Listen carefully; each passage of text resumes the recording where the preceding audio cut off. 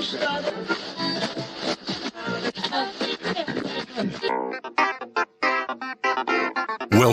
to the John Freakin' Muir Pod. Lace up those boots and sling on the pack for a romp through trails, short and long. With your host and Renaissance man, Doc. It's time to embrace the suck.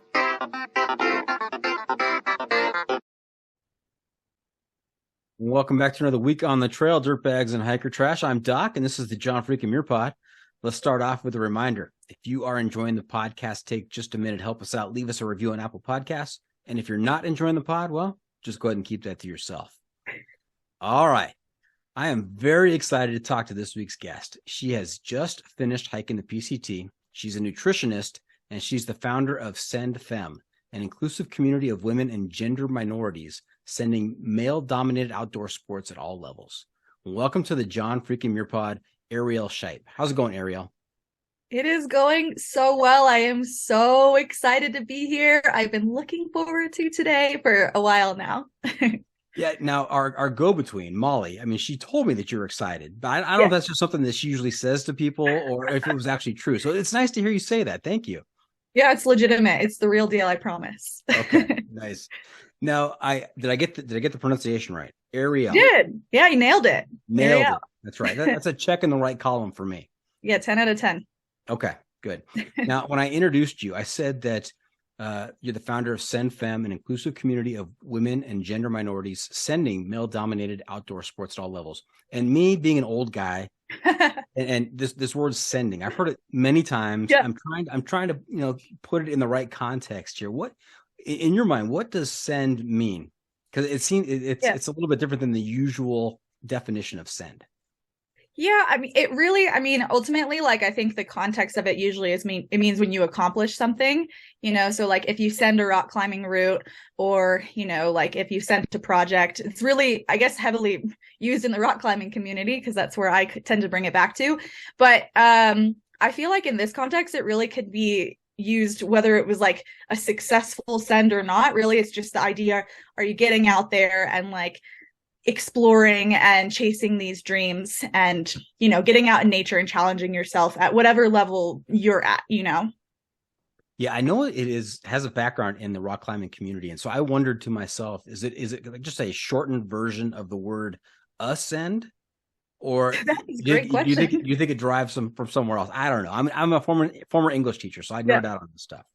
You know what? That is a great question. I don't know the background of the slang, but it's honestly like, I feel like that's a pretty possible answer to it. Like everything, it just kind of like evolves and grows. So I wouldn't be surprised. Maybe we should look it up later and we'll see if we can find any roots to it. Yeah, I was going to suggest maybe one of the listeners should look in Urban Dictionary and tell us. But then I'm thinking that "send" probably isn't an urban term. Maybe it's rural. Is there a rural dictionary we can look into? A dictionary for mountain folk. Yeah, right. Yeah, for the hill folk. Yeah. Okay. Should be. Hey, Arielle, we typically go by trail names here on the podcast. Yeah. So Doc is not on my paycheck. It's not on my driver's license, but that's what's on the screen here. Yeah. You spent, time out on, 2,600 miles of trail from Mexico to Canada. Did you happen to pick up a trail name along the way? I did. I got assigned at roughly mile 100. My trail name is Mouse. Mouse. Yeah. Mouse. What is the story behind the trail name of Mouse? So, I feel like I don't know, sometimes I feel like it's an anticlimactic story, but we were sitting there eating, I don't know if you'd call it breakfast or lunch. We were eating like, second meal of the day and, at 10 a.m. So it feels like a Hobbit story. Yeah, totally. So we're sitting there and I was eating, of course, tuna, like, because I was still on tuna at this point, which was something that eventually I could not bear to even think about, after like a couple of months. But at this point I was still on tuna, 100 miles in, tuna's still great. We're still friends. So I was eating some tuna and finished it and then looked down and literally an inch from my toes, like legitimately I could have sat on it, was like a dead rotting mouse. And of course, like I finished eating whatever I was eating. And so that's how the name came to be. But it's so funny because we kind of I feel like you start to like become your trail name in certain ways. And like, it just kind of like certain aspects start to come to life. And by the end of the trail, my backpack was so squeaky. Like it was something that everyone would notice. And so that was a part of like embodying Mouse. And then I also became like, I got to a point where I basically subsided fully on cheese. Like I just was so sick of all the trail food. I like didn't want anything that tasted like a bar or like nuts or like any of those things. And so like legitimately I'd bring blocks of cheese. I'd bring multiple different kinds of cheese and I would keep it in the bottom of my bag to like keep it somewhat cool. But yeah, fully surviving off cheese by the end of the trail. You know, Jeff Garmeyer and I had a conversation about names and naming your kids and hoping that they would live up to those names. Yeah. So he talked about he wished he had been named Napper because he likes a good nap. I was talking about naming a kid Reed or I don't know, maybe Cy Young, something, you know, it's a superstar. But I'd never thought of it in the way of a trail name. You got it fairly early, and it kind of evolved. You kind of fit into it. That's interesting. Totally. I mean, I think at first you just get so excited, and so you're like, yes, that one sounds great. Let's do it. And it is kind of fun to see how they evolve, and you know, to see like a couple of people's even like changes throughout the trail. But I feel like most people, it just kind of becomes, you know, its own story that keeps growing. Right. I mean, what if you got saddled with an unfortunate trail name, and would you have devolved down into that trail name? I'm trying to think of a couple that wouldn't be offensive, but I'm drawing a blank. It's a risk we all run, but honestly, the people that I met on trail that had maybe what you would expect to be like offensive or like, you know, be like, really, they accepted that? Those are the people that embodied the hell out of those trail names. You know what I mean? They owned it. So I feel like the kind of person who ends up getting a trail name like that or accepting a trail name like that, like that, you know what I mean? It like totally suits them and they totally end up like being that, you know, and no shame, you know, to go up to the bagel shop in town, give that trail name that people are maybe even uncomfortable to say out lound, you know? Yeah. Lean into it. Absolutely. Yeah, fully. You know what? I do remember a name. One of the guys I talked to, I said, what was one of the most interesting trail names you came across out there on your hike? And he said, Poop Hands was a trail name. And he asked the guy what his trail name was, and they were shaking hands at the time. And he said Poop Hands. And at that point, he like, I'm not sure I should be shaking his hands. Yeah, that's a good one. There was definitely some competitors on the trail this year as well for that. Okay. Now, Arielle, I blew it. Arielle, Mouse. It's easier now. I just go with Mouse. Yeah, Mouse. We're going with Mouse. I'm off the hook. Good. I am off the hook. Yeah. I'll edit that part out. Mouse. Mouse. Have you had a chance to listen to the podcast before? Only a couple episodes. So okay. I'm super excited. I mean, I've had a couple of friends over here, so you know, it's nice to hear their voices and everything like that. Nice. So I asked that because I want to make sure that you are aware of a segment that we have towards the end called the Pro Tip Insight of the Week.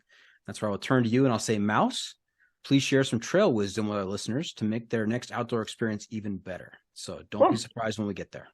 Cool. Okay. Now, is it okay if we share the news? Yes. I think on Instagram, you've broken the news. You have let people know that you got some very exciting happenings in your future. Tell us about it. I am 19 weeks pregnant as of the time of us recording this. And for any of you guys who do any math, that goes back to what it may seem like my last 2 weeks on the trail. But actually something I did not know this until I was pregnant myself, is that the weeks that they count for pregnancy don't start when you conceive. They start on the first day of your last cycle. So even though we hadn't conceived on the trail, you know, technically if you did the math, it might seem like we did, which I thought was pretty funny. So I had a lot of people when I announced the day and I announced like the weeks, like going back and doing math. I got so many messages from people be like, were you pregnant on trail? But no, just very, very quickly afterwards. Mouse, this is going to be a great episode because you're already oversharing. This is perfect. Yep. Sorry. Lids That's off. all right. That's all right. Congratulations. We are very excited for you. What is the due date? June 16th, so sometime mid-June. In the mountains, I live at a really high elevation, so it's not uncommon for people to deliver early, but only time will tell. Okay, and this is child number 1. Child number 1. Yeah. Mm-hmm. Are you ready? I mean, as ready as we'll ever be. I think it's something that you don't know what you don't know. And we were talking before we started recording. I'm equal parts excited and terrified, That's very appropriate. And to realize that there are things that you don't know, I mean, that's half the battle right there. So acknowledging that and embracing that, you're going to be great. Thank you. Thanks so much. We're excited. The Must Bring Gear Review. All right, Mouse. Another feature we've been doing this season is the Must Bring Gear Review, sponsored by the ultralight backpacking gear company, 6 Moon Designs. Here's how it works. If you were to let a stranger pack your bag with pretty much generic gear for a multi-day or multi-month hike, what is the one specific piece of gear you would insist on being packed? And if you've got a particular brand for that specific piece of gear, even better. So if everything in your bag is generic, I mean, what is the one thing you have to have out there? Oh my gosh, that's such a good question. I'm like trying to think of like if there was anything specific I was super attached to that like had to be a certain way. Sorry, you might have to cut out a second of this one because I'm like. Our listeners love to hear the guest thought process. So go ahead and just think it through. Well, part of me was thinking about like my sit pad that I really loved, which was one of those like 1/8 foam pads that I didn't have for like so much of the trail. I legitimately found it on the trail. Like I found it wrapped around a log on one of the most like horrendous days. And it made the day like so much better because it'd been something that had been sold out online for like forever and I wanted one so bad. I think I'm just gonna have to go with that. Like, that the 1/8 foam pad. Yeah. I actually don't know what brand mine was because it didn't say on it and I didn't buy it. I literally found it on the trail. And I asked everyone around first if it was theirs, but no one claimed it, so I did. Very considerate of you. I went on a hike and I did Mineral King Loop in the Sierras with Yahtzee and Bindi, who just had their own baby. It's my niece and her husband now. They just delivered, and so I have some questions for you later about how a child might change your hiking life, but we'll get to that in a little bit. But I was on a hike with them, Mineral King Loop in the Sierras in Sequoia, and he had this little foam sit pad that he used, and I gave him the hardest time, calling him bougie and all kinds of stuff. And then he loaned it to me during one break. Mm-hmm. And I saw the value. I had to apologize to him because it was fantastic. Yeah, and especially like that one because it's just as it's lighter than pretty much everything out there, and you can put it under your blow up pad as well at night. So I would like when we're sitting, I had it folded up, so it had like a little more protection. If I wanted to stretch, I could open it up and have space. And also, I didn't have once I had it, I didn't have any issues with blowouts beforehand. Well, there was some things, but once I had it, we made it to the end. Okay, good. Now let's talk a little bit about gear, and let's talk about this is a good chance for me to shout out my sponsors, which our listeners will hear all about at the break. But just to throwing it out there, this particular segment was sponsored by 6 Moon Designs. Have you used any of their products, or you heard of them? I've definitely heard of them. They were super popular out on the trail this year, and I haven't had a chance to try anything personally, but everyone who had some of their gear was super stoked on it. Yeah, good stuff. Also, new sponsor this season is Sawyer Products, the water filtration, sunscreen, bug stuff. Oh, yes. I think everyone in my group had a Sawyer.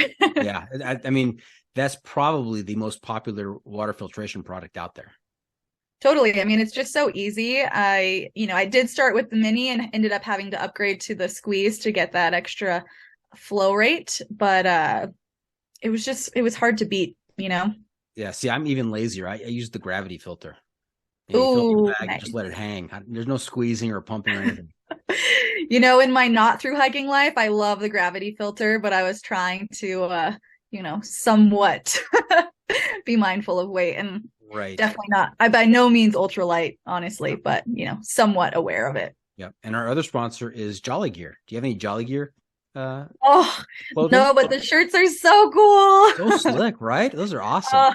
They are some good looking. It's some good style out there. Mm-hmm. Yes. Now you mentioned weight on your bag, your gear. So what was your base weight on the PCT? I don't know exactly because it wasn't something I nerded out on. Which I know I'm like, some people are over there probably like, oh, how dare you? But you know what? I made it to the end, so you can make it happen. I would if I were to guess though, I would guess somewhere in the 16 to 18 pound range. Obviously it depends on what section of trail, because in the Sierra you have the bear can, and then I also in the Sierra added the brain to my pack, just because with the bear can it was really hard to fit everything as well as I did without it. So I'm sure it was quite a bit heavier in that section. Also any section where I had the micro spikes anyway, so all those little things add. But I would say I can guarantee you my base weight was never below 15 pounds at any point on the trail. And when you say add the brain to your bag, you mean like the top compartment? Oh yeah, that's like top compartment. Yeah. So I hiked mostly without that because I just didn't feel like it was necessary, and it helped me like keep my stuff more compact. But in the Sierra, it was really nice to have that additional component and have some better organization. Yeah, I think I heard some audible gasps out there in the audience when you said 16 to 18 pounds. I mean, there were probably some ultralighters out there like, oh my gosh, what is she doing? Yeah, at the end of the day, I just I feel like there were certain things I didn't want to part with. And it's funny because this will seem really maybe counterintuitive to a lot of people, but if I was doing shorter trips, I feel like I would want to go lighter. But when you're through hiking, like you have town, there's like so much more to it. You're just everything that you have for 5 months is with you. And so like I wanted to have, obviously I had really, really light camp shoes, but I liked having camp shoes, and I actually liked them more for like when we were in town than even on the trail. Like obviously I used them on trail. So I feel like, as weird as it sounds, like if I were to go out and do just a 5 or a 6 night backpacking trip that wasn't a through hike, I would be super down to go ultra light and maybe go further and faster. But for 5 months, that's when I kind of actually wanted some of those creature comforts. Yeah, there is a big difference between being uncomfortable for 5 nights and being uncomfortable for 150 nights. Yeah, exactly. Yeah. And also I feel like, obviously there's, as a solo hiker, like not sharing any gear, like, if you go out with a couple or with a friend, obviously you can share different things. So carrying all of my own tent, my own things like that. Got it. It's the hiking pole. All right, Mouse. It's the hiking pole, and that's POLL, not POLE. POLL, like a survey. This is a 7-question survey that's going to help me determine your level of sanity. I'm going to give you a score at the end of this between 1 and 100, with Perfect. 100 being completely sane and 1 being completely insane. Now, I have to warn you ahead of time that anybody who has done a long trail like the PCT, that's an automatic 25-point deduction, because that speaks to your sanity. Yeah, that checks out to me. It makes sense. That's reasonable, right? Yeah, totally. Yeah. Okay. And this is completely subjective. This is all based on whether I agree with you or not, because I'm the host and it's my podcast. So. All right, hit me. Let's do it. All right. You have no idea what these questions are. I have no idea. Are you nervous? Can I say I'm just like interested, curious? Yeah, absolutely. Yeah. Absolutely. Curious. Now, if I were to ask your friends and family, what would you give Arielle in terms of a score on the sanity scale, 1 to 100? Where do you think they'd rank you? Probably somewhere in the middle. Because I actually have a really I'm a fairly like rational, thought out sort of person, which you might not know externally. I'm very like kind of in some ways calculated with the way that I live my life, but I also really like to do the suffering. So that automatically puts you somewhere in the middle, I think. That's an important character trait, I think, in the thru hiker is liking the suffering. So, yeah. If you're comfortable being uncomfortable, that's more than half the battle. Well, you're not going to make it to Canada if you're not at least somewhat comfortable being uncomfortable. It's just not going to happen. We will start out easy. First question: Trekking poles or no trekking poles? Trekking poles. And sure. It's also good to give a little explanation of the answer. So I started the trail with a really mild MCL tear. So downhill without trekking poles would have been like just completely a no-go. I like having something to do with my hands, my arms, and they're fun to swing around and do tricks with when you're bored on a really long kind of flattest stretch in Oregon. But yeah, no, like especially in the Sierra and some of the places where you are doing a lot of up and down, it's helpful. And like, you know, when my legs were tired, it was nice to have the illusion that I could use my arms to get me there. Now, last week's guest, Heather Daigle, nickname Egg, trail name Egg, she really thought that the poles got in the way of her ability to eat snacks on the trail. You have to have strategies for that, right? So you find places to tuck them, you know, maybe you collapse one pole, you know, those sorts of things. I also think a factor too for me, I wasn't ultra light, so having poles is helpful because I was carrying, you know, a light. I'd say my pack is still light, but not ultra light, you know, so having a little bit of extra support. Whereas if you were like ultra light, like I feel like the poles become less necessary the lighter your pack is. Yeah, it's good to have an extra point of contact with the ground, just to prevent the falls and the trips. And water crossing is very important, I think. Oh, yeah, so true. Yeah, very true. What you mentioned pack a couple times. What kind of pack did you have? I actually, this is going to be a rogue one because I didn't see a single other person with my pack. I had the Mountain Hardwear PCT pack, which was something they actually just released this season, or I guess last hiking season. So probably the first PCT pack from Mountain Hardwear to actually hike the PCT, which is cool. Well, that makes sense. I mean, if you're going to hike the PCT, I mean, your gear should reflect that. Yeah. And I had, to be fair, I was sponsored by Mountain Hardwear, so most of my big gear and clothing was from them. And for me, it was perfect because everything was really in alignment with what I needed. So when I was considering options out there for that sort of potential, they were like first on my mind for that. So yeah, really awesome. I love their stuff. Got it. Now I got my sponsors in earlier. Do you want to get in all your sponsors? Who else did you have?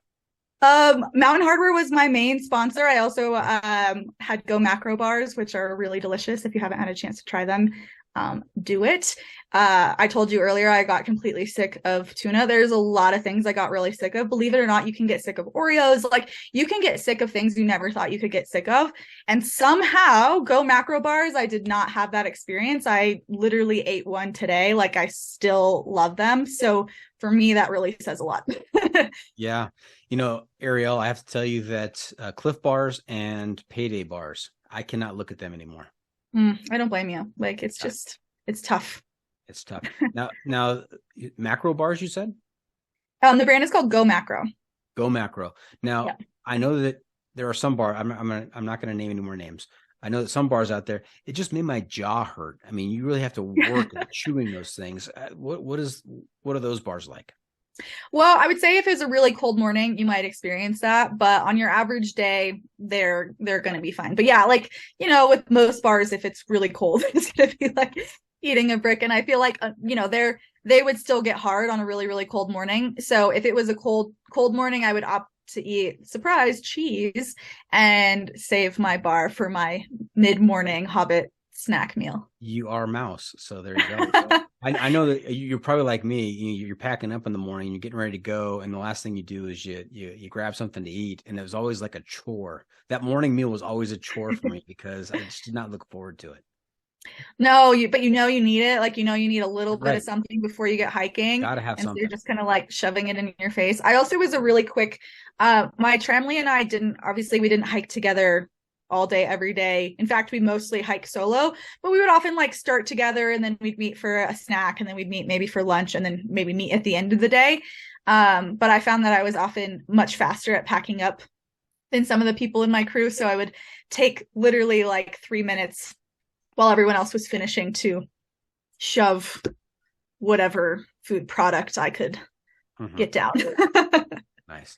All right, back to the poll. Question number 2. What's on your feet, boots or trail runners? Trail runners. Okay. Do you have a specific brand? I had the Brooks Cascadia. Mhm. I tried them out on the Tahoe Rim Trail in 2020 and didn't get a single blister, and so decided to roll with it. The one thing that I did struggle with on the Tahoe Rim Trail was some like nerve pain on the top of my feet. So something I did differently for the PCT was added some like cork orthotics that were like custom made to have a little punch out to spread my bones a bit in that section where I was having nerve pain. And for me, that was awesome. Again, I know it's kind of controversial because people are like, oh, like, a lot of people talk about zero drop and having less stuff in their shoes. But I honestly think everybody is different. And I know a lot of people with the zero drop had insane issues with their feet and with their shins and with their knees. So just because it's trendy doesn't mean it works for everyone. That's right. You got to try stuff out and figure out what works for you. Yeah. Yeah. So for me, having some drop and having the orthotics was a game changer. I did get some blisters in the desert. I think it's really hard to avoid. But after that, my feet were good for the rest of the trail. Never had a problem. Okay. Now, when it comes to shelters out there, question number 3, do you use tent, a tarp, hammock, bivvy, or hey, let's just cowboy camp? I really like the freestanding tent. And again, this is probably reasons why my pack wasn't as light as maybe others, but I liked that I could set it up everywhere, no matter what, never had to think about it. Because, there were times where I hosted guests in my tent on a not completely infrequent basis because they couldn't set up their shelter for one reason or another. I mean, that's why you get a tramway because, you're there for each other. But, I really appreciated having the freestanding. So now which tent did you have? What make and model? it was the Nimbus 2-person ultralight from Mountain Hardware. Okay. I was going to assume it was 2-person if you're hosting people. Oh yeah. Yeah. You get pretty tight in there. Yeah. And the thing is, I had people I hiked with evolved a little bit over the trail, but there was 2 girls that we hiked from day 1 all the way to the final day together. And so, we were always taking care of each other. Very cool. What were their trail names? We had Spice and Stinger. Spice and Stinger and Mouse. Yeah. Spice, Stinger, and Mouse. Yeah. And then a handful of other amazing humans along the way as well. Got it. Those are my ride or dies, Understood. Now, when it comes to your sleep system, did you use a sleeping bag or a quilt? I used a sleeping bag. Although often, so I had a 15-degree bag, which is often more than you need for a lot of the trail. But it was nice on the nights that we did need it. And I found a cool system for the nights where it was really hot, where I would unzip it all the way and I'd actually feed my sleeping pad, my blow-up sleeping pad into the bottom. And then it kind of acted like a quilt and it like held everything together. So it was a bag, but I used it as a quilt for the hot nights. Okay. Do you ever see evolving to a quilt? I'm totally open to the possibility of trying it. I think it would depend. And so the thing that, again, my logic is maybe different than a lot of other people's, but for the PCT, it being so long, instead of having different pieces of gear that I swapped in and out, I tried to think of things that would kind of overall work for the whole trail. And so had the same tent, the same sleeping bag, the same pack, the entire trail, like from start to finish, which is maybe not as common as you might think. That makes sense. I'm going to give you some points back. Sorry. Okay. All right. Question number 5. This is an important question, Mouse. Right. Big opportunity for a massive point drop here. When it comes to food on the trail, do you carry a stove? Do you cold soak or do you go stoveless? You're going to demote me, aren't you? I really like having hot food. So I had a stove. Yeah. Having a hot meal at the end of the day. No point deduction at this point. That's the right answer. If you're a cold soaker, it's like, oh, boom. Well, yeah, something about having a hot meal at the end of the day it feels more filling than eating the same amount of calories in cold food. And being able to have hot tea on cold mornings, to me, it was essential. And I actually I'm gluten-free. I was diagnosed with a thyroid condition a handful of years ago. And that was a change that I made that actually really helped me dramatically.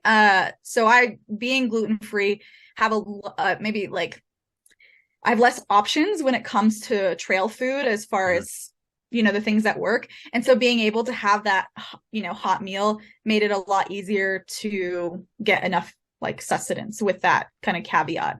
Right. I don't know how you do it. When I go to restaurants, I ask for double gluten. You can always have my gluten. Okay. Thank you. It's like my pickles. My husband always gets the pickles, you know, and Stinger got my pickles on trail when he wasn't there with us. So, you know, you can have my gluten. It's all yours. Pickles, the gluten, you know, sharing your tent. I mean, this is you are just a giver, I think. I try my best. That's right. Question number 6, is life better above or below the tree line? Above. Oh.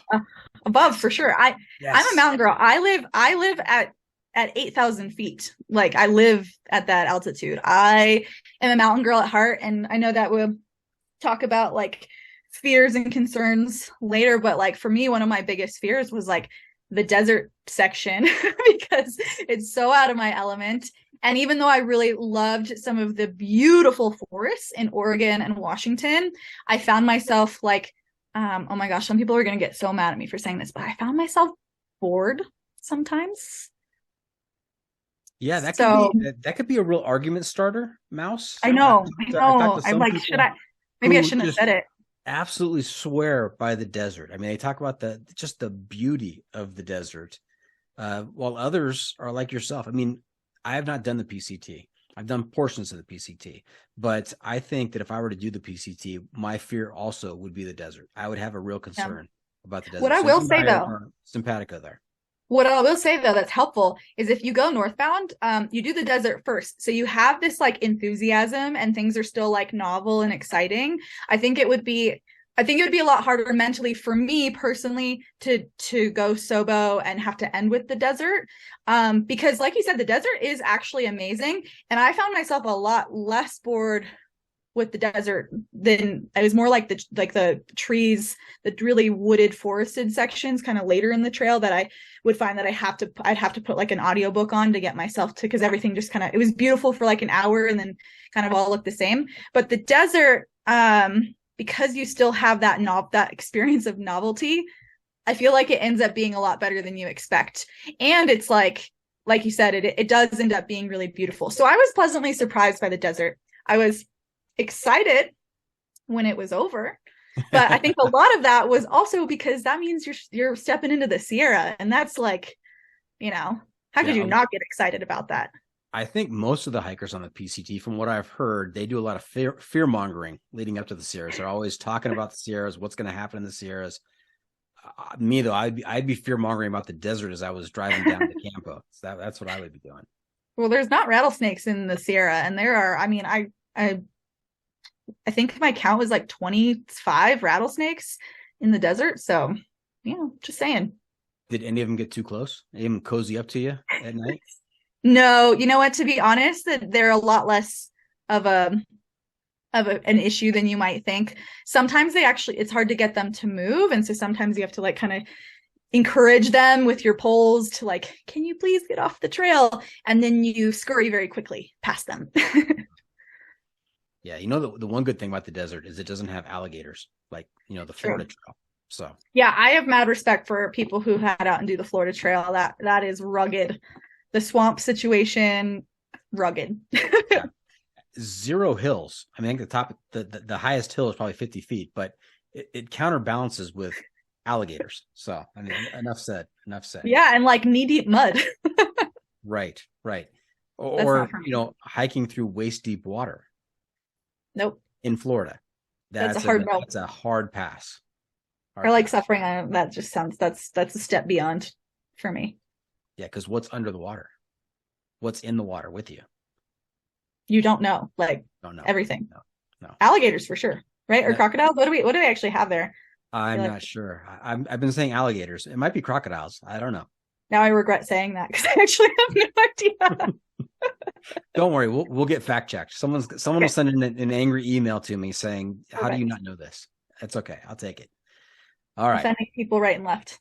You know, these last couple of answers, I've been really impressed. You were trending to sub 50, but you now, I think you're going to end up on the right side of 50. So congratulations. Thank you. Last question. on the hiking poll. Question number 7. What's more important, pack weight or luxury items? Well, I mean, you might know my answer. I mean, yeah, obviously I prioritize a lot of things that people would consider luxury items, and I have zero regrets about it. Okay. Now, Mouse, I've got to do some math here. I got to take your answers and put them through the John freaking Muirpod algorithm. So bear with me while I have to carry the 2. We're going to divide by root 3, multiply it by pi. This is like high level math. Yeah, very advanced. Yeah. And then I had to adjust for the adrenaline level of someone eating tuna with a dead mouse by their foot at the top of San Jacinto. And I come up with a score of 53.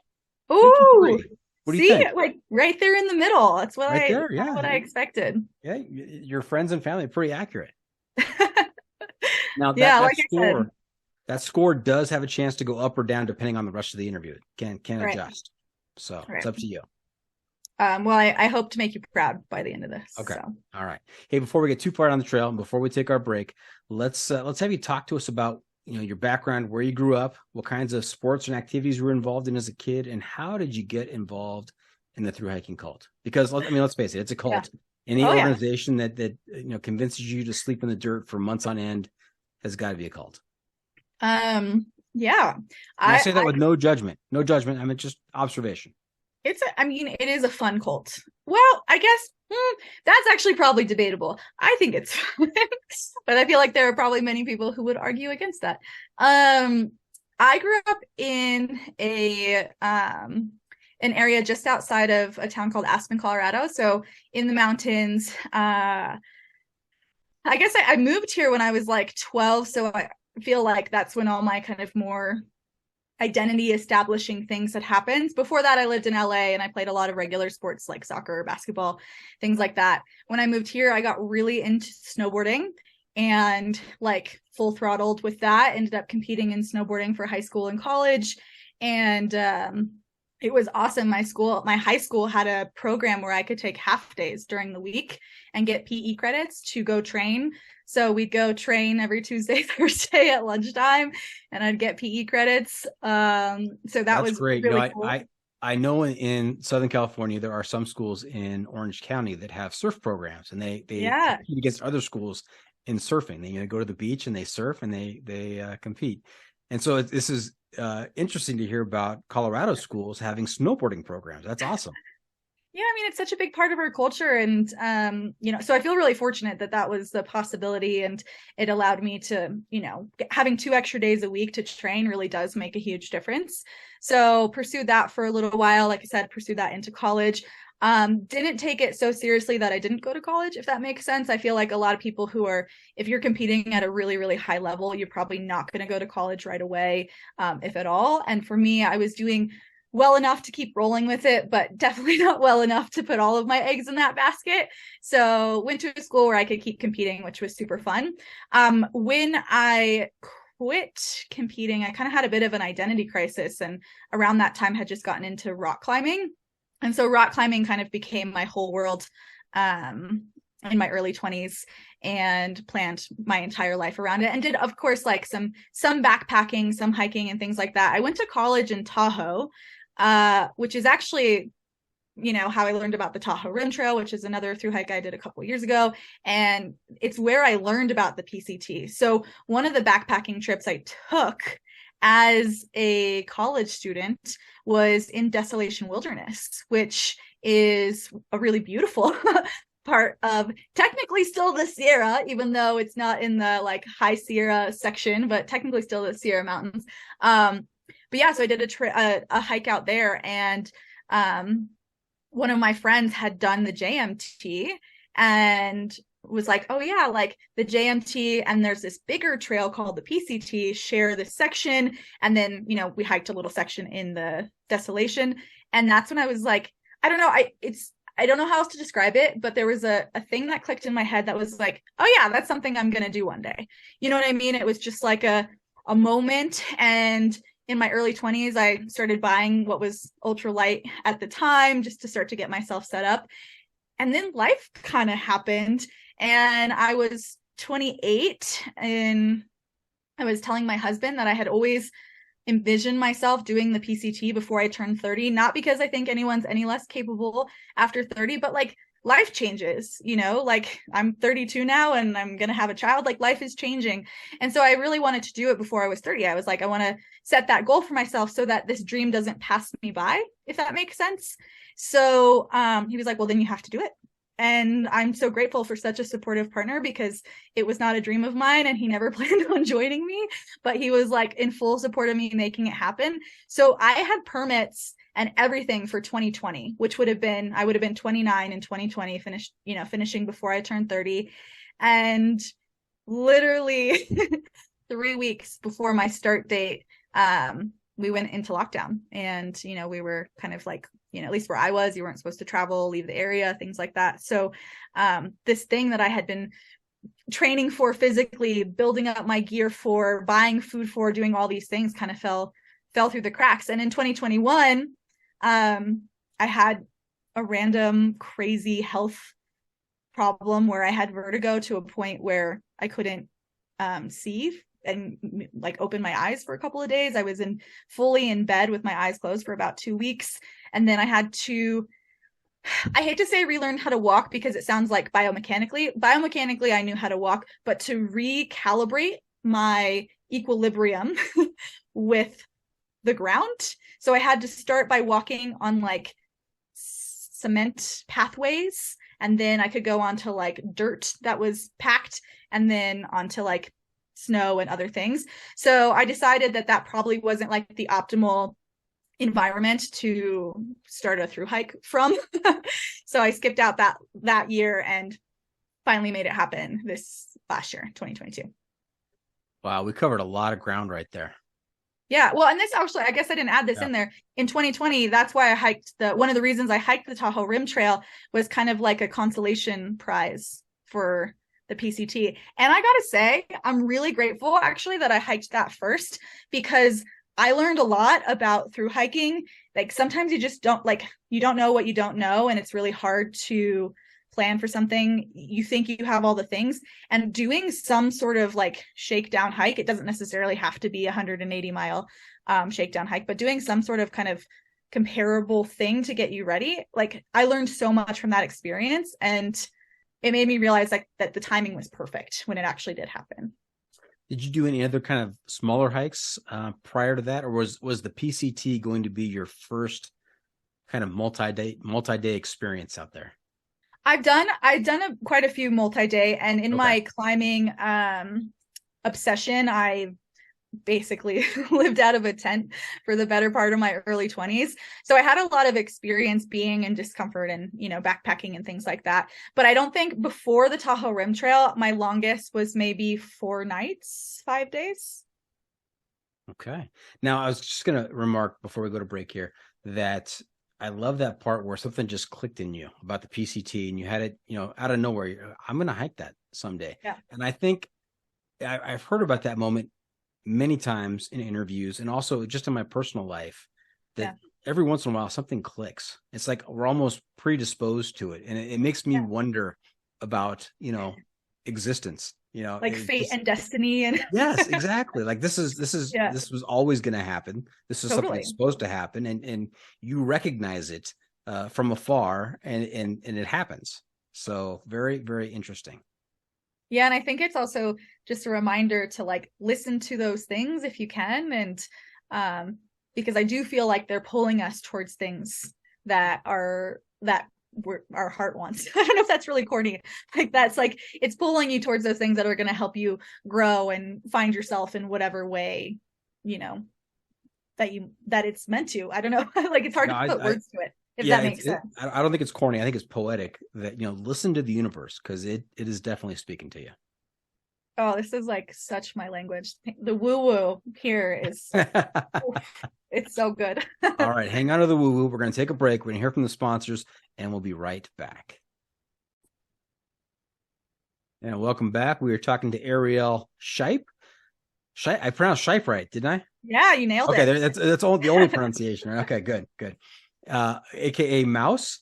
I wanted to ask you: is your husband is he cat or is he cheese? His trail name was actually Gadget. So my husband did come do 100 miles. He did the first 100 because I feel like if you're going to have someone meet you or join you for a section, the first section is actually one of the easiest because you haven't built up all your trail legs and your miles yet. And it does get a little bit tricky with like tramily dynamics and stuff if you have someone join you later in the trail, if they can't keep up with that speed, if that makes sense. So we decided that the first 100 would be the best for him to join. And he is super tall and kind of the guy that, like, if you drop a water bottle, he can be like, zoop, and grab it. So he was Gadget, like Inspector Gadget. Got it. I assumed that he was just being thoughtful because he knew that you feared the deserts. He was going to be there to support you in those beginning stages. Well, I do think it is also, I think it also was nice to have him to be able to be there for the beginning and kind of see me off. And also, like, just from the perspective, if anyone's listening who wants to do something like this and they don't have a partner, like they have a partner who's supportive but doesn't want to do it with them. I found the fact that he was able to 100 miles, what did it take us? Like, I think 8 days. Like, we weren't moving super fast in the beginning, and we took like a full rest day in Julian. And so anyways, he got to experience the trail culture, meet like my, what would become my tramily. I had the same tramily for the entire desert. And then, like I said, two of those people, Spice and Stinger, we hiked all the way to the end. So I feel like it gave him a chance to feel like connected to the trail and connected to me and my experience. So that later on, when he was away and I would talk about things, he would like understand it and feel more connection to it. So it is also a really nice option for anyone else who's going to have, a partner that's not going to hike with them. To get that exposure to the trail and the trail community in that way is a really cool way to start. Great advice. Yep. Now, you were a Los Angeles transplant. Yeah, I guess technically. You started out in LA, you said. Yeah, I did. Yeah, what part of LA? Because I'm in Southern California. Oh, well, I was in Redondo Beach. Okay. Yeah, Orange County then, right? Was it Orange County? It's actually LA. It's LA County, but LA South County LA is so County. massive. It's like it's just kind of like everything. Yeah, and not that it matters, but I was conceived here in Colorado, so We have spent a lot of time talking about conception, Mouse. That's not all my fault. All right. Now, we kind of already set up the talk about the hikes because you talked about wanting to do the PCT, and then 2020 happened, and the consolation prize was the Tahoe Rim Trail. And my buddy Chopper, my hiking partner Chopper, you want to know how he got his name? Sure. Yeah. Well, but did he get hellied out somewhere? He did. That's exactly it. He got hellied out. Chopper has set up a time for us to hike a portion of the Tahoe Rim Trail out in the Desolation Wilderness this July. So I'm looking forward to that. Oh, you said the Desolation Wilderness section? Yes. Oh, the best section. Yeah. Is it a misnomer? Because I mean, you think desolation. I mean, you're thinking like I'm thinking it's not desert. It's mountains up there, but no, it's the Sierra. You're like it's not the high Sierra, but it has like high Sierra like aspects to it. It's just a ton of granite, beautiful alpine lakes. It's stunning. It's really stunning. It's hard to get permits actually now because it is such a popular area. Yeah. So definitely not desolate. Yeah, it's a misnomer. That is the only section of the TRT that does require a permit, correct? Yes, I believe that's true. That's right. Yeah. Getting a TRT permit is pretty easy though. As of right now, I imagine that since thru hiking is really growing and expanding and getting more popular every single year, especially like accessible smaller thru hikes like the Tahoe Rim Trail, I imagine it wouldn't be a surprise to me if those permits start to have, limits and things like that eventually. But as of right now, as far as I know, anyone can get one. Mm-hmm. Now, did you do the Tahoe Rim Trail solo? No, I did the Tahoe Rim Trail with a girl I met on the internet. We didn't really do the trail name thing. So her name was Chrissy. She's actually one of the co-founders for SendFem. So she messaged me at some point in the early summer of 2020 and was like, hey, I saw that your PCT thru hike fell through. Do you have any interest in doing the Tahoe Rim Trail with me? And I was like, yeah, hell yes, let's do it. So I literally met her the night before stayed at her house, and her husband dropped us off at the trail the next morning. And we did 8 days in a morning, I guess. And by the end, we were super close enough that, we've built this organization together along with our other friend, Whitney. Right. Now, the Rim Trail is it 173 miles? 180 miles? It's weird. So depends on where you look. So some things will say 170, some things will say 180. We felt like with our tracking and stuff, it seemed like we did over 180, but supposedly somewhere between 170 and 180. Got it. You did it in 8 days? That's a pretty good clip. Yeah, we were definitely moving, especially for not having like on the PCT, you build up to mileage like that, but you build up to it. Most people aren't starting with those kind of miles. So we were wrecked. In what way? She's doing hardcore stuff now, though. She's done rim to rim to rim, and she's a beast now. Yeah, and just for our listeners, rim to rim to rim is not in reference to the Tahoe Rim Trail. That's in reference. Oh yeah. To the Grand Canyon. Right? Yeah. But in what ways were you wrecked? Were you wrecked physically, mentally, both? Yeah. So I had that nerve pain on my foot that I was talking about earlier. Right, and I would say, yeah, just physically in a lot of pain. But not so much, I guess not to a point where it was injury pain, after 3 or 4 days of good rest, slowly came back to life, but just really beat up for sure of throttling yourself to truly your limit. Now, this is your first big thru hiking experience. What were you expecting, and did it live up to those expectations? The Tahoe Rim Trail part? Yes. Yeah.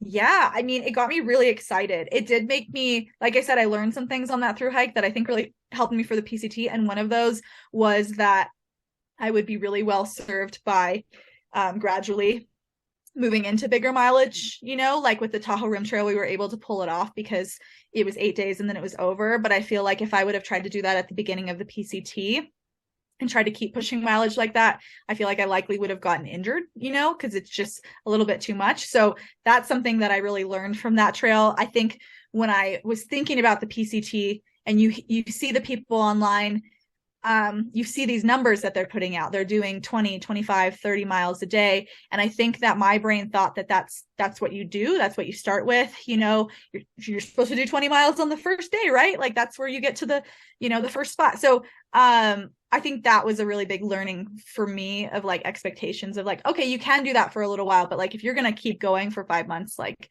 easing into it would be really helpful. And I feel like other than that, at the end, I realized how excited I actually was to do the PCT. You know what I mean? At the end of the trail, it was like, I feel like I just got my toes wet. You know what I mean? Like, I feel like this adventure is just starting, and I wanted to be able to keep going. So I feel like that was really good, maybe like reassurance to me that the PCT was something for me. Right. Now, as some of our listeners out there might be day hikers, might be considering kind of upping their game, their next adventure. How would you explain to them, what is the appeal of thru hiking? What is the appeal of those activities? What would you say? I think in a lot of ways it's hard. Thru hiking is hard, but it's simple. It's like you get a chance to tap into just a little bit more of a simplistic life for a period of time, whether that's for a week or 5 months, depending on which size of a thru hike you consider. But I think just having that simplicity of like knowing, you're eating, you're hiking, and you're going to be in beautiful places. I think that's a really special opportunity. And I feel so grateful that that's something I've been able to make happen. But I think that that's really the draw of it, is just being able to live in that simplicity. I think there's an illusion that you will be able to solve all your life problems out on trail. And I think that there are a lot of life problems that you can only solve in life. But when you have space from other things, I do think it gives you an opportunity to get clear on what you want, what you don't want, what resonates with you, and, you know, what feels like truly fulfilling. And having that opportunity to reset, whether it's a couple days or a couple months, I think is what keeps people coming back to through hiking, and is what is one of the reasons through hiking has grown so much. Now, Mouse, I'm always on the lookout for the title of the episode as we're going through the interview. Yeah. And, you know, you said it very eloquently right there, that through hiking is hard but simple. Yeah. That might be the title, Hard but Simple. It's true though. With Arielle, Mouse, Shipe. I also just considered there, as you went a little bit further, and you got a little meta on us, and deep thoughts. I'm thinking deep thoughts with Mouse. I mean, that's a big attractor right there. So I don't know. Yes, only time will tell. I'll be, you know, sitting here waiting for the moment. Pins and needles. Deep thoughts. All right. Hey, are you familiar with type 2 fun? Yes, I have built a relationship with this type of fun. Oh, really? You know, I was just, you know, I usually ask to find out if the person is familiar with the topic, but your response there, your very thoughtful, reflective response, I'm intrigued. So tell me how your relationship is built on type 2 fun. To be fair, I also like type 1 fun. But there's something special about type 2 fun, that type of fun where you are maybe not sure if it's fun in the moment, but then after it's finished, or you might have a pocket where there's this kind of deep sense of reward where you like kind of, you know, where that's where you're like, oh, okay, I do enjoy doing this. And I feel like you have those moments like on the PCT. It's like every pass you do, gosh, when you're hiking up, you're like, this is brutal. It's usually hot and like, you know, all the different things. And then you get to the top and you see and you shift like literally immediately from the suffering into the like deep sense of gratitude. And so I feel like when it comes to levels of fun, whether, you know, comparing type 1 to type 2, I just feel like you end up you grow more from type 2 fun because you earn it. You actually have to earn it. You have to like push through the challenge to get to the reward. And I think that that's, you know, something that's really special about it, that really shapes you. And then also on the trail, there's type 3 fun, if you can even consider type 3 fun, which also may just be like not fun. Yeah, my understanding of type 3 fun is, well, type 1 fun is you're having fun when you do it, but you don't really talk about it afterwards. Type 2 fun is you're not, like you said, you're not sure if you're having fun. You're really not having fun, but you love talking about it. You love telling the story. Is type 3 fun? My understanding is that it's not fun when it's happening, and you never ever want to talk about it with anybody. You know what? I might actually say it differently, at least my interpretation of it. Like for me, type 1 fun is fun while you're doing it. Type 2 fun is like maybe not so fun while you're doing it, but you realize it's fun after. And type 3 fun is not fun while you're doing it and not fun after, but often some of the best stories. Okay. All right. Because I would argue, is type 3 fun actually fun? Well, that's what I'm saying. That's why I said type 3 fun is just good stories, but I don't know. And then Ginger Balls and I, we talked about type 4 fun, which is the Barkley Marathons. Is what? The Barkley Marathons? I don't know if I know what that is. Oh, are you serious? I'm sorry. Did I get demoted some points? I got deducted. Yeah, you're in the 40s now. Sorry. No, I did it to myself. Arielle, you're going to have to look up the Barkley Marathons. It is the most insane race you will ever hear about. Oh, wait. Is this the thing on the East Coast where like nobody ever actually finishes it and it's like terrible and you have to do a number of... someone was telling me about this. Yes. Can I have my points back? You can. You regain the points having some knowledge of the Barkley. So there you go. There are 2 very good documentaries on YouTube that you have to watch. One or 2 of them, and the titles will give you insight into the Barkley Marathons. One is Barkley Marathons Where Dreams Go to Die, and the other one is Barkley Marathons, The Race That Eats Its Young. So inspiring.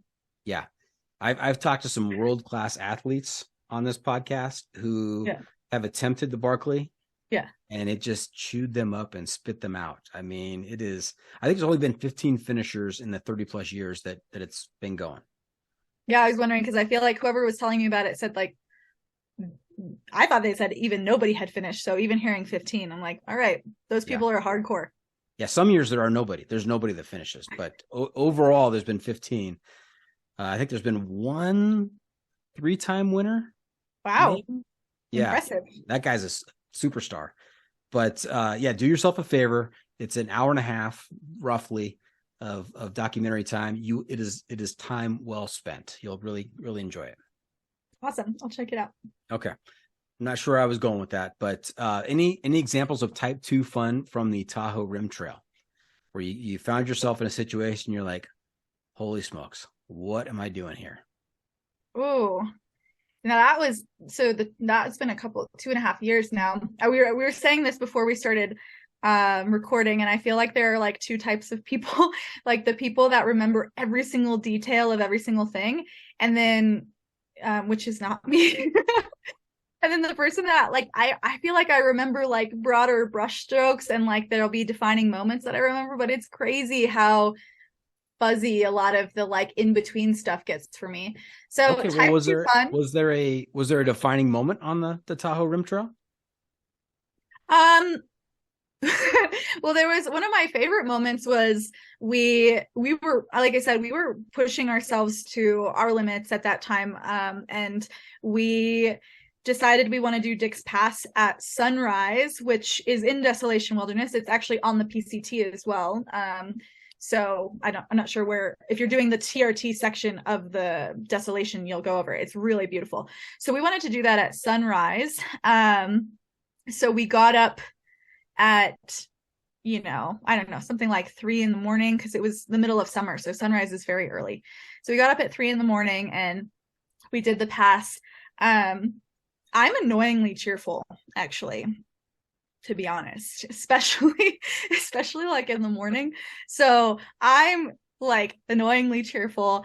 And Chrissy at a certain point told me that I wasn't allowed to talk anymore because it was too much. So anyways, we made it to the top of the pass, and it was this day was our last full day of hiking on the Tahoe Rim Trail. So we sat at the top, we got our sleeping bags out, we made some tea, and and we watched the sunrise over this, on this pass where there's this beautiful lake that you look out over. So that was one of my favorite moments. And that day was really, really hard because we did, I can't remember the exact amount. I think we did 26 miles, which was our biggest day. It was a really big push.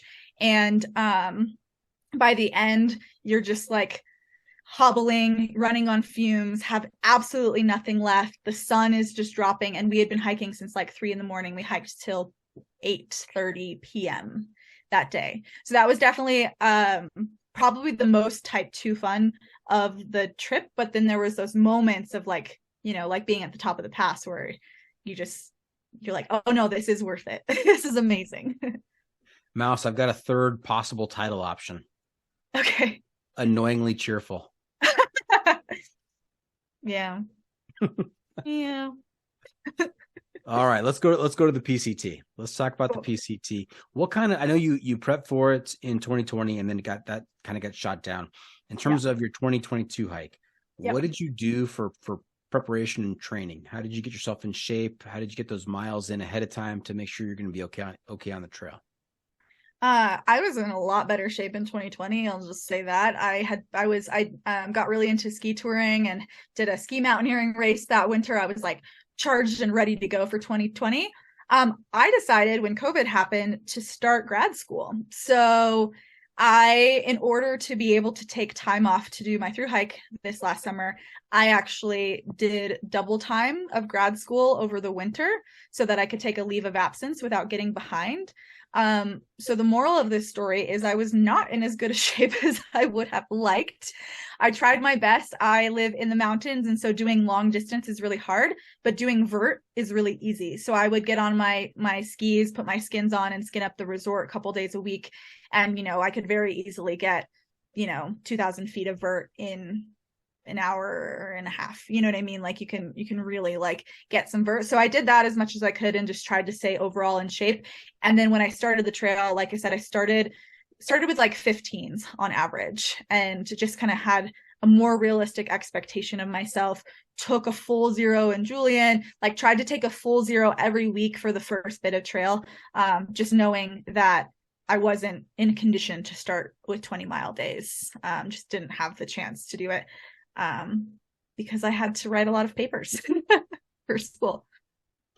Got it. Now, how did your mileage change during the trip? And what was your mileage in Northern California, Oregon, Washington? As you got those legs underneath you, what were the average mileage days? So in the desert, like I said, we started with 15-ish a day, built up slowly over time. By the end of the desert, we were doing 22 to 25 on average, maybe 26 on some good days. Then you go into the High Sierra, and you just drop back down. So in the High Sierra, 21 would be like a really big day. Most of the time we were doing like 18. I'd say like 17, 18 was like a average in the Sierra. Mouse, that makes my heart warm because I did a 19-mile day in the Sierra one day. Yeah. So I feel accomplished. I feel accomplished now. Thank you. It's hardcore, man. It's not for the faint of heart. And also, okay, like, yes, you want to make it to the end, but do you want to rush one of the most beautiful sections of the trail?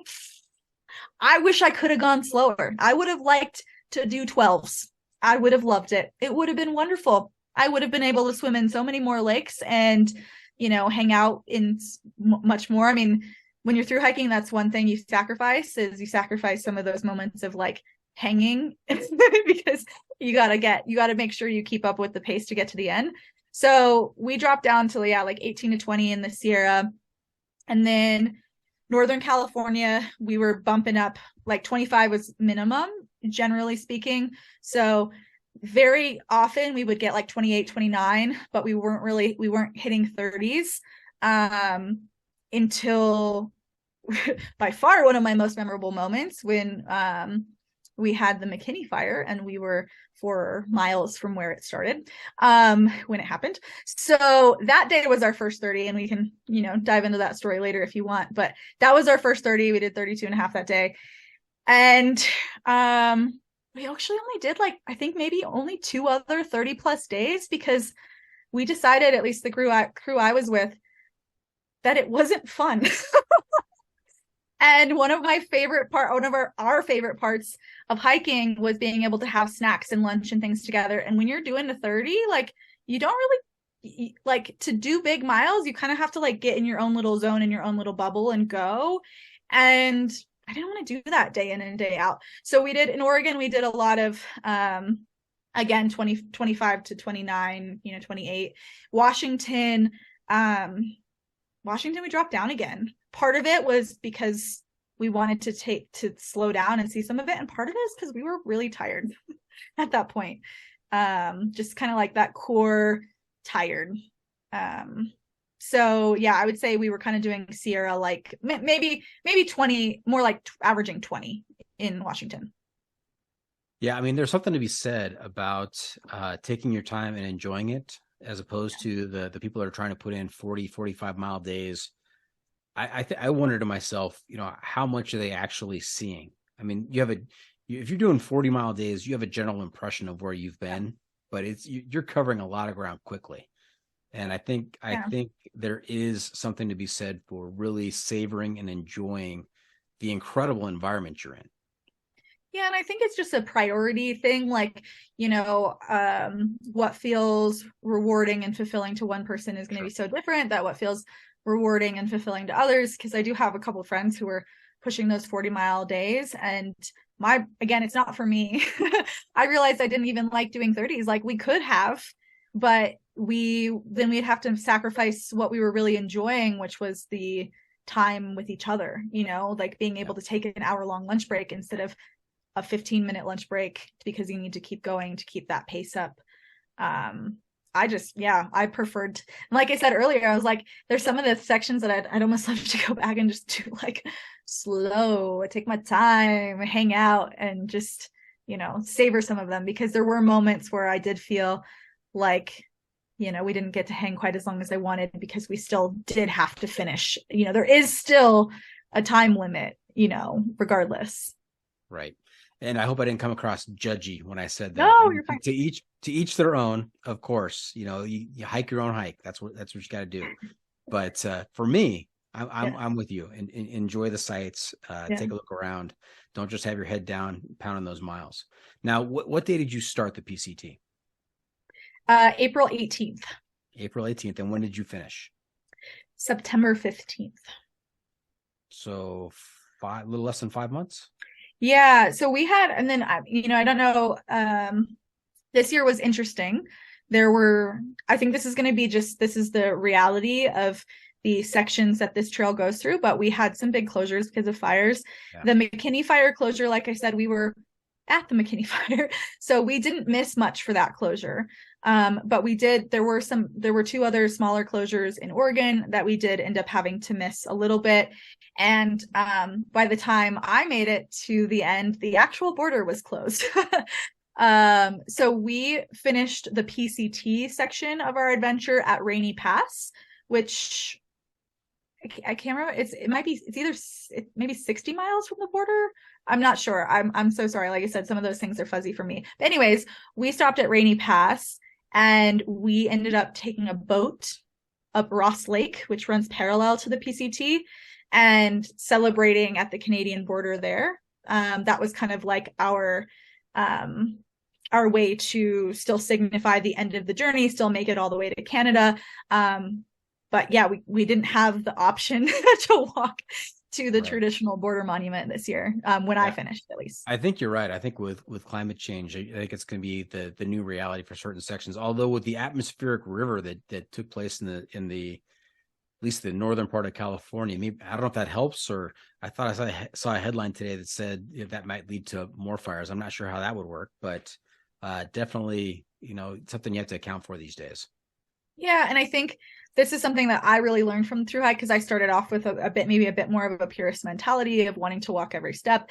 And I actually am kind of grateful that my thru hike was that became a non-possibility, because it really freed me up a bit more for the second half of my hike to say yes to things that I maybe wouldn't have said yes to earlier in the trail, and kind of like enjoy aspects of it a bit more versus being so serious about it. So for me, it ended up being a really powerful learning experience, and I'm sure other people would not feel the same, but what a great perspective. I mean, Mouse, you are annoyingly cheerful.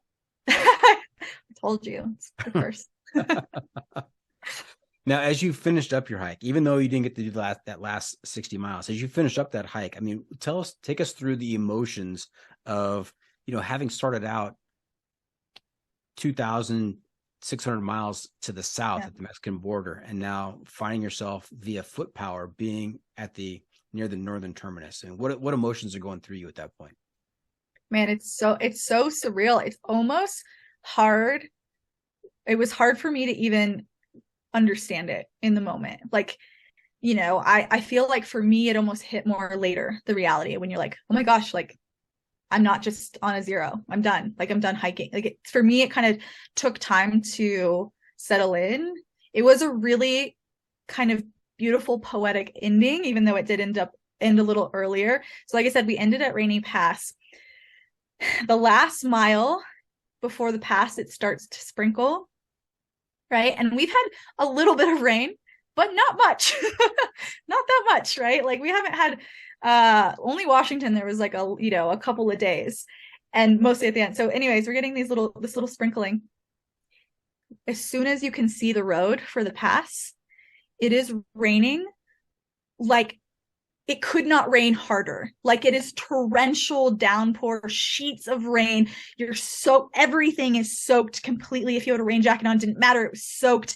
Like, it was like rain, like, and we'd had an experience. I mean, we'd had some like sprinkling here and there throughout the trail, but this was like, so it was this really, like I said, kind of this poetic moment, because we're finishing at Rainy Pass in the pouring rain, and there was a handful of us that was like my tramily and then this other tramily that we've been hiking with or around a lot in the last 2 weeks of the trail.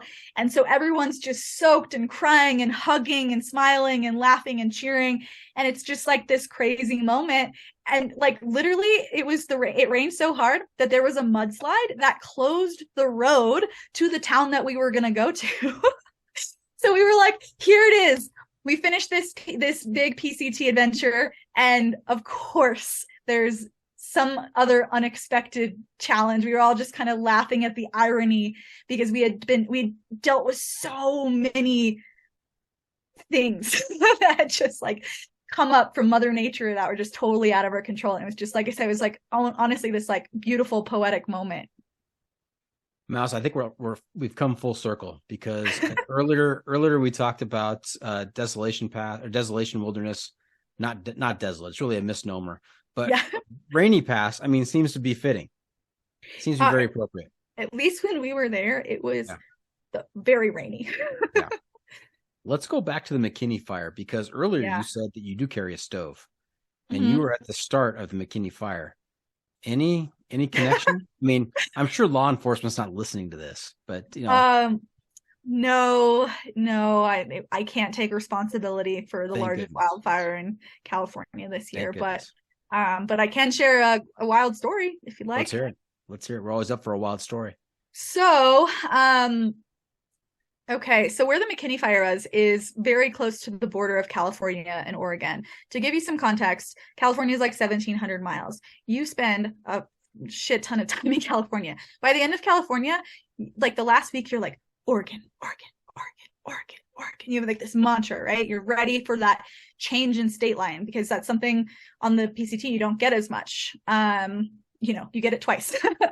And so anyways, the last resupply stop that you have before the Oregon border is a town called Sayed Valley. I'm not sure if I pronounce it right, but anyways, it's town would be in quotations. It's kind of like just an area where there's a shop and like a RV park situation.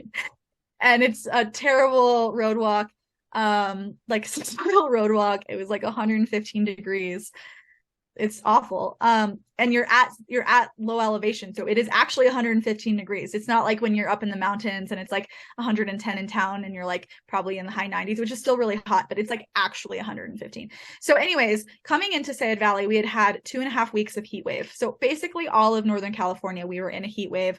We did not have a day below 95 degrees. Like it was very hot. And that day that we came into Sayed Valley, it was, not joking, 115.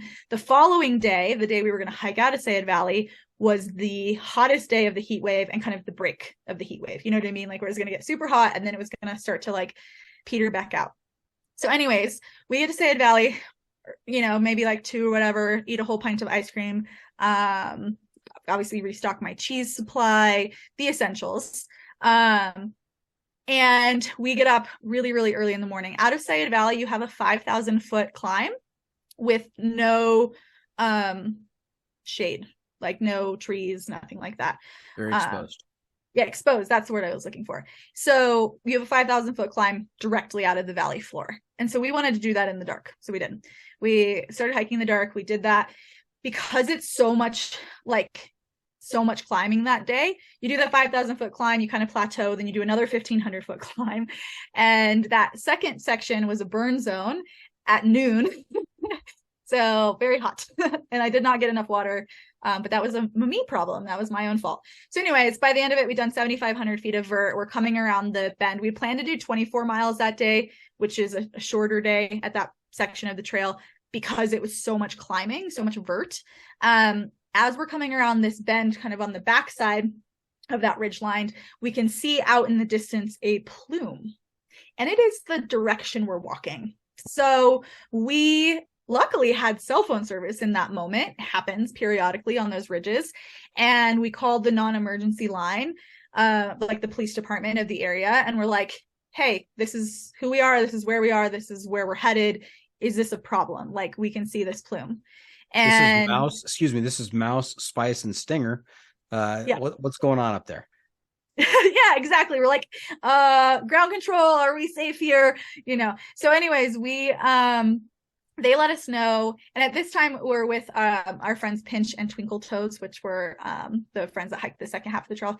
So anyways, we call, they're like, right now, this is the McKinney fire, just started today. Like it's right now, it's on the other side of the highway and the other side of the river. We think you're going to be okay for tonight where you want to camp. But in the morning, you might want to like push on because we don't know what's going to happen with this. And they're like, and all that being said, if the winds or anything change, call us again, you know? So we hiked to where we're going to camp for the night. We set up our tents, we eat dinner, and we remarked to ourselves how calm it feels and how comforting it is that it's calm, because it would be very scary to be that close to this fire if it was windy. Almost on cue, the winds pick up and it starts, there starts being dry lightning around us, like lightning storm, no rain, but lightning with it. And because it had been so dry and so hot, now we're like, do we need to be worried about new fires starting from this lightning? And then the wind really picks up. It starts sprinkling ash on us and it starts to smell like smoke. So this time we have to use our Garmin, but we get a hold of the emergency service or the non-emergent services again. We're like, hey, right now we're safe. We just want to make sure. And they were like, we think you guys should keep walking if you can. So we pack up everything in the dark. You know, it's like just getting dark. It's like 9 p.m. and we start hiking. And Twinkle Toes is in communication with his sister, who's kind of talking to all the different people, trying to see if she can find a trail angel that might be able to help us out. And then my husband is also like, you know, our line on the outside, again, communicating all through Garmin's at this point.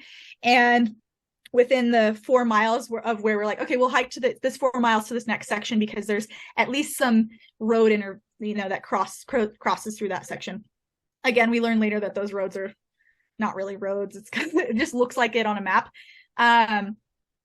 Within that 4 mile hike, the fire jumps the highway, jumps the river, is moving in 3 directions uncontrolled. And now the entire zone, all the way to the border, is a mandatory evacuation zone.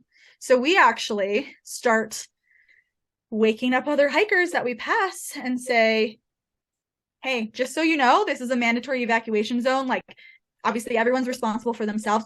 We have coordinated a trail angel to come pick us up at this junction. It's not super close, but you're welcome to join us. You know what I mean? And so we grow from our little group of 5 to a group of 17 by 2:30 in the morning, where we finally make it to this junction. And this singular pickup truck shows up. We had, you know, again, we're communicating through Garmin's. So we thought it was a pickup truck and a van. And so we're like, anyone and everyone, let's go. Come on. Anyone who wants to come, we got you. Like, you know, you're safe. And singular pickup truck comes. At this point, we had done 32 and a half miles, our first 30, and 9,000 feet of vert to finish the day. And again, we started at like 4 in the morning, finished at 2:30 in the morning. So it was like such a solid day of hiking. In the end, we have so much adrenaline hiking in the dark. The bugs from the smoke were so bad that you had to hold your headlamp in your hand down below at like chest level. And my arm looked like diseased from all the bug bites, not like mosquitoes, like little fly gnat things. So anyways, we pile 17 hikers and packs and the driver into this singular pickup truck. And it ends up being like a 3-hour drive out because he has to go so slow. And they're like this, it's just like this crazy dirt road area where they're just like weaving in and out in all sorts of directions. And then, as the sun rises, as we roll into Ashland. And that's how we crossed the Oregon border. We were, P.S., that junction that we got picked up at, 2 miles from the border.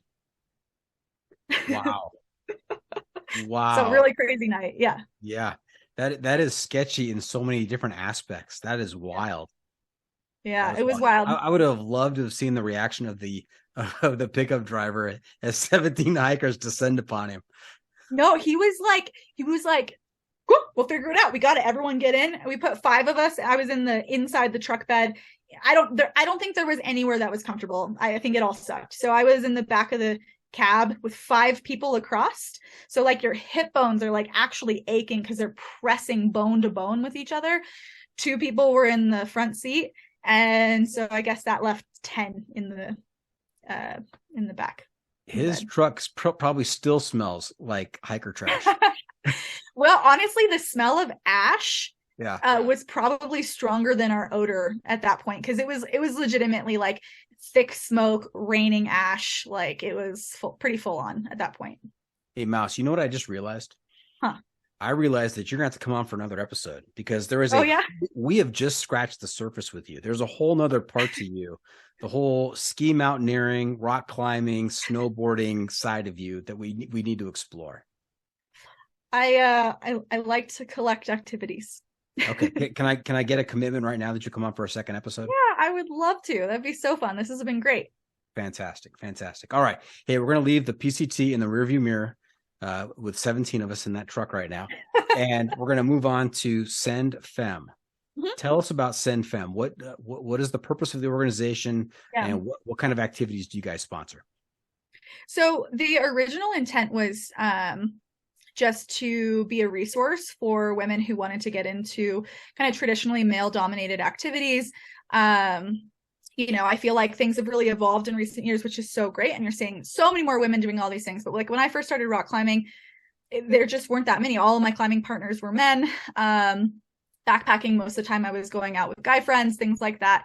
And Chrissy kind of felt the same. So we wanted to create a resource that would help women feel welcome in these spaces.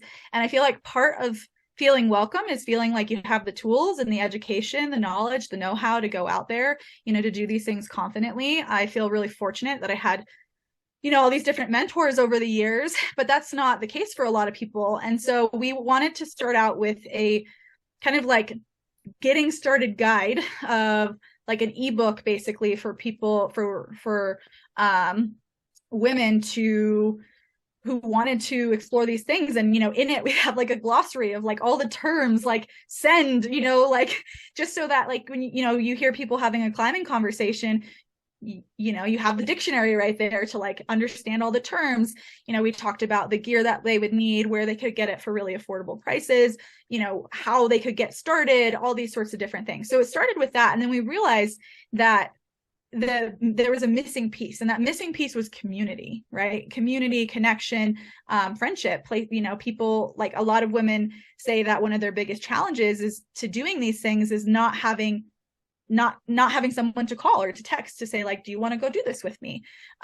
So we decided to add in this external component of community through this online platform. We host it on a platform called Mighty Network, and we intentionally did that because I know so many people are trying to get away from things like Facebook and those types of social media. So we wanted something more specific. So at this point in time, like now today, the platform is free to join. The community is free to join. There's lots of different conversations on there, lots of different threads, anything from trail running, hiking, through hiking, biking, skiing, really kind of any activity that you want to get into. There are subgroups for it. There are subgroups for adventuring with dogs, adventuring with families, like if you're a mom, So there's all sorts of different opportunities for conversation, to meet people, to make friends.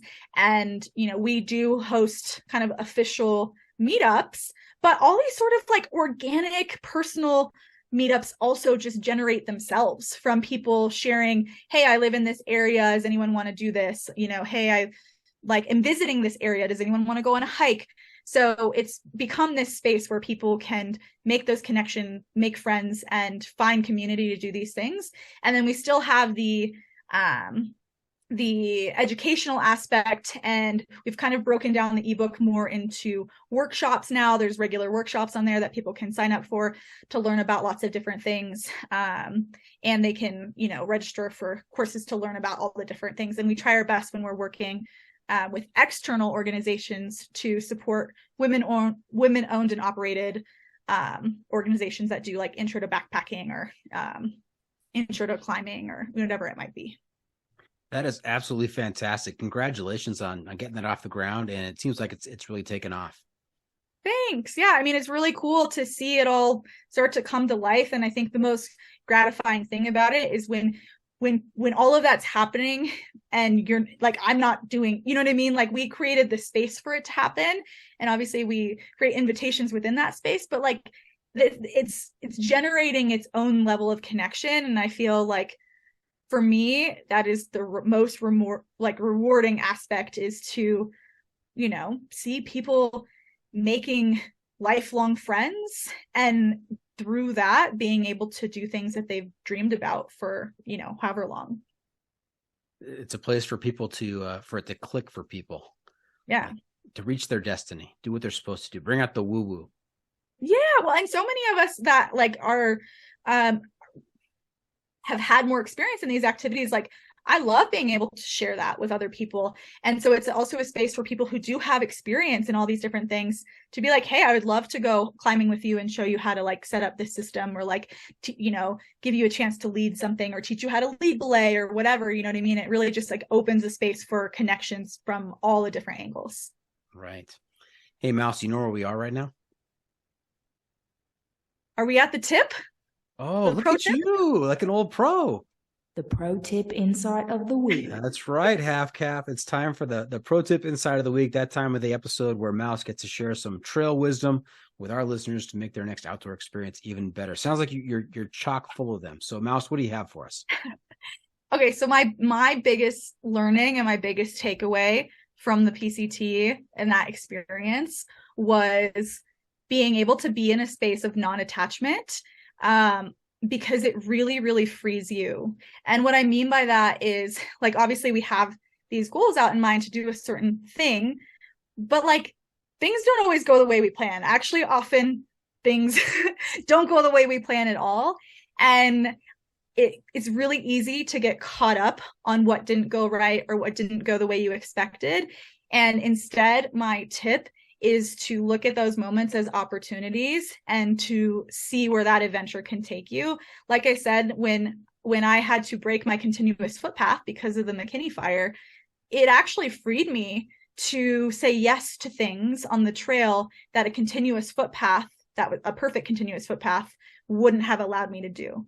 So that's my tip, be open to the adventure, and honestly, just let it take you, be along for the ride. Outstanding. All right. So there you have it. That's it. This episode is just about in the books. Hope our listeners enjoyed our time with Mouse. Want to thank her for joining us this week. Arielle, how can our listeners keep up with you on social media, and where can they find updates on your latest adventures? Yeah, my two main platforms are Instagram and YouTube. Kind of just depends on what format of content you like. If you like longer format content, you can come over to YouTube. I actually vlogged my entire thru hike. So if you want to see those adventures, have a bunch of QAs on there. So if you like kind of the deeper dive, that's the place to go. If you're kind of more like the snippets and the small moments and the quick videos and the little maybe more personal moments, Instagram's a great place for that. Okay. Remember to check out the pod on social media as well. We are on Facebook, YouTube, Instagram, Twitter, and TikTok. And if you have comments or clips you want to share with me, you can send it to me at johnfreakinmuir@gmail.com. The adventure media recommendation. All right, Mouse. I'm also looking to you to share a recommendation for a book, a movie, documentary, website, some kind of media to help our listeners stay connected to the outdoors during the off season here. We call this our adventure media recommendation. What do you have for us? Well, it's not thru hiking related, but I rewatched The Alpinist last night. And if you haven't watched it, it is truly incredible. I mean, talk about type 3 fun, honestly, but seeing kind of the edge of what humans are capable of. It's this very inspiring, also kind of very sad story, but a really wild adventure with some really, really, really amazing scenic shots that just blow your mind. So good.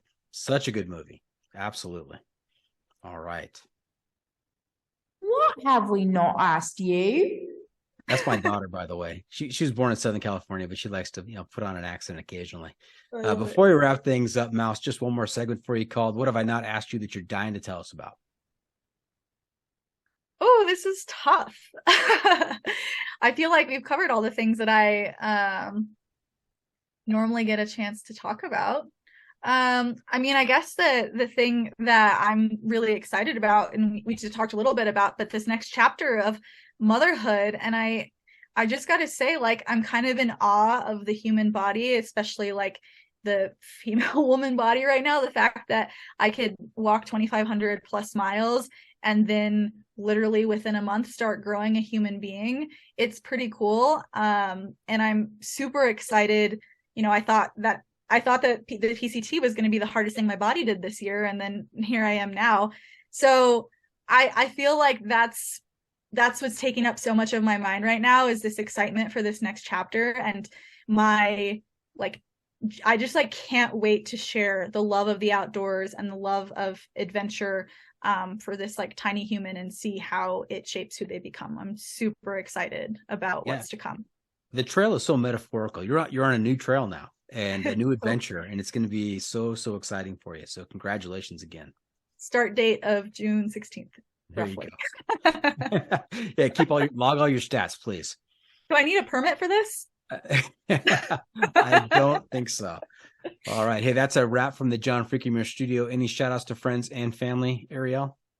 Yeah, I mean, I have to shout out to my multiple trail families. Obviously, my OG trail family in the desert. There was like 12 of you. You know who you are. You're amazing. And then finishing the trail with Vulture and Pinch and Twinkle Toes. And then, of course, my ride or die ladies, Stinger and Spice. And then, you know, the support staff at home. My husband, I couldn't have done it without him and our dog and, you know, all of our family. So thanks, everyone. You're the best. Nice. Thank you for tuning in. Always remember, the trail is the trail. Doesn't care if you want to go downhill. It doesn't care if it's almost dark and you're looking for a campsite. It doesn't even care if you've done 30 plus miles with 9,000 feet of climb as you escape the McKinney fire. The trail is the trail. Embrace the sock. I love it.